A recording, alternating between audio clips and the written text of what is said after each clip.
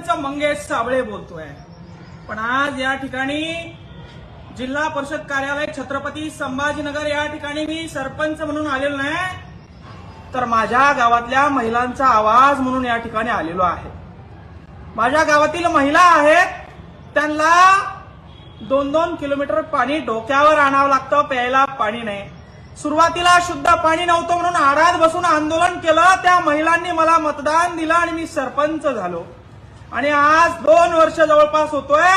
जल जीवन मिशनचं काम या ठिकाणी 2020-21 मध्ये चालू झालेलं आहे। जल जीवन मिशनचं काम 4 वर्ष झाले, अजून पूर्ण झालेलं नाही।